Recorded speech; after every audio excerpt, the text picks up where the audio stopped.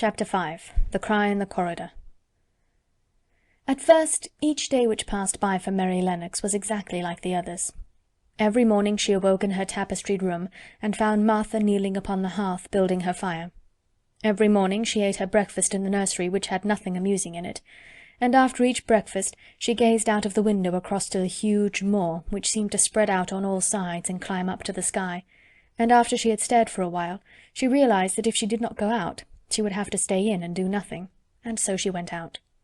She did not know that this was the best thing she could have done, and she did not know that, when she began to walk quickly or even run along the paths and down the avenue, she was stirring her slow blood and making herself stronger by fighting with the wind which swept down from the moor.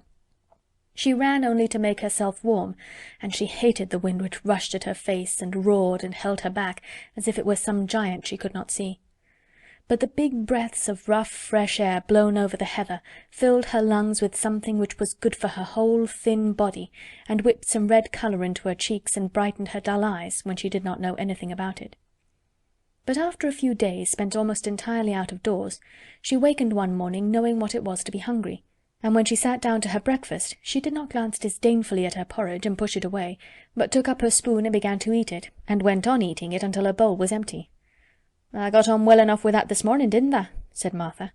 "It tastes nice to-day," said Mary, feeling a little surprised herself. "It's there o' the moor that's given thee stomach for thy victuals," answered Martha. "It's lucky for thee thou's got victuals as well as appetite. There's been 12 in our cottage that's had the stomach and nothing to put in it. You go on playing you out o' doors every day, and you'll get some flesh on your bones, and you won't be so yeller." "I don't play," said Mary. "I have nothing to play with." "Nothing to play with!" exclaimed Martha.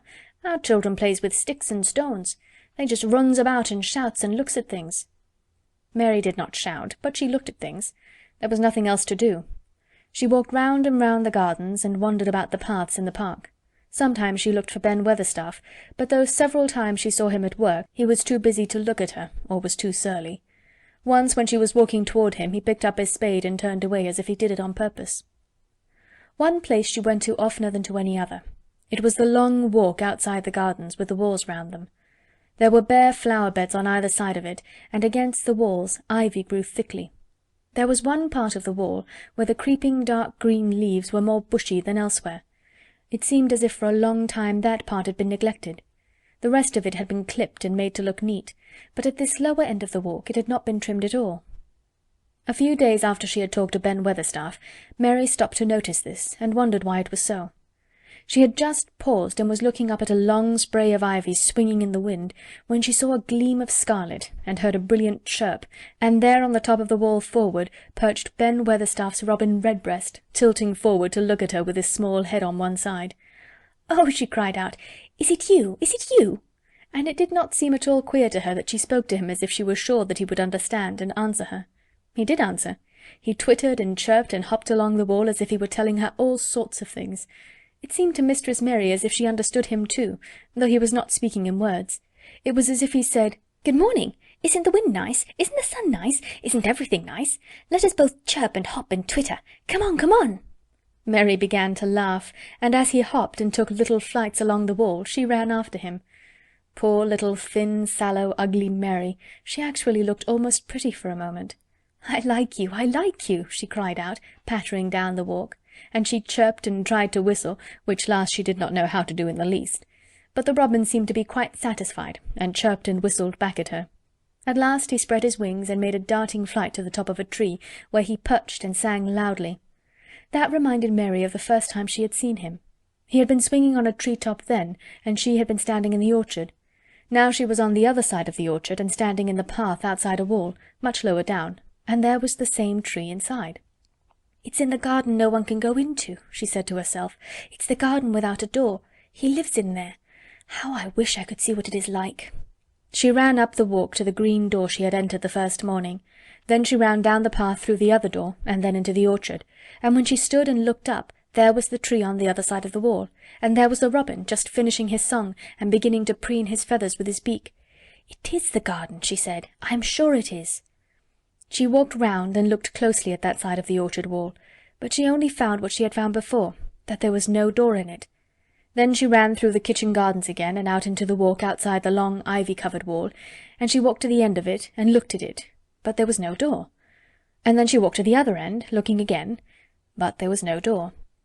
"It's very queer," she said.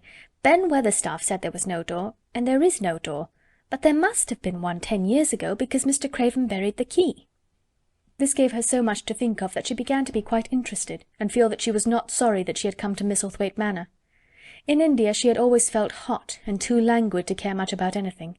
The fact was that the fresh wind from the moor had begun to blow the cobwebs out of her young brain, and to waken her up a little.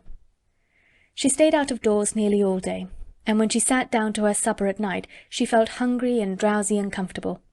She did not feel cross when Martha chatted away. She felt as if she rather liked to hear her, and at last she thought she should ask her a question.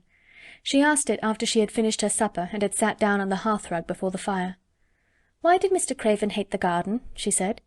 She had made Martha stay with her, and Martha had not objected at all. She was very young, and used to a crowded cottage full of brothers and sisters, and she found it dull in the great servants' hall downstairs, where the footmen and upper housemaids made fun of her Yorkshire speech, and looked upon her as a common little thing, and sat and whispered among themselves.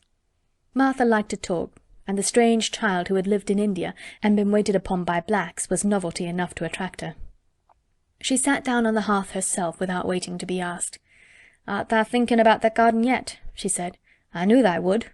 That was just the way with me when I first heard about it." "Why did he hate it?" Mary persisted. Martha tucked her feet under her and made herself quite comfortable. "Listen to the wind wuthering around the house," she said. "You could bear stand up on the moor if you was out on it tonight." Mary did not know what wuthering meant until she listened, and then she understood. It must mean that hollow, shuddering sort of roar which rushed round and round the house as if the giant no one could see were buffeting it and beating at the walls and windows to try to break in. But one knew he could not get in, and somehow it made one feel very safe and warm inside a room with a red coal fire. "But why did he hate it so?" she asked after she had listened. She intended to know if Martha did. Then Martha gave up her store of knowledge. "Mind," she said, "Mrs. Medlock said it's not to be talked about. There's lots of things in this place that's not to be talked over. That's Mr. Craven's orders. His troubles are none servant's business, he says. But for the garden he wouldn't be like he is. It was Mrs. Craven's garden that she had made when first they were married, and she just loved it, and they used to tend the flowers themselves, and none of the gardeners was ever let to go in. Him and her used to go in and shut the door and stay there hours and hours, reading and talking. And she was just a bit of a girl, and there was an old tree with a branch bent like a seat on it, and she made roses grow over it, and she used to sit there. But one day when she was sitting there, the branch broke, and she fell on the ground, and was hurt so bad that next day she died. The doctors thought he'd go out of his mind and die too. That's why he hates it. No one's ever gone in since, and he won't let anyone talk about it." Mary did not ask any more questions. She looked at the red fire and listened to the wind wuthering. It seemed to be wuthering louder than ever. At that moment a very good thing was happening to her. 4 good things had happened to her, in fact, since she came to Misselthwaite Manor. She had felt as if she had understood a robin, and that he had understood her. She had run in the wind until her blood had grown warm. She had been healthily hungry for the first time in her life, and she had found out what it was to be sorry for someone. But as she was listening to the wind, she began to listen to something else. She did not know what it was, because at first she could scarcely distinguish it from the wind itself. It was a curious sound. It seemed almost as if a child were crying somewhere. Sometimes the wind sounded rather like a child crying, but presently Mistress Mary felt quite sure this sound was inside the house, not outside it. It was far away, but it was inside. She turned round and looked at Martha. "Do you hear anyone crying?" she said. Martha suddenly looked confused. "No," she answered. "It's the wind. Sometimes it sounds as if someone were lost on the moor and wailing. It's got all sorts of sounds."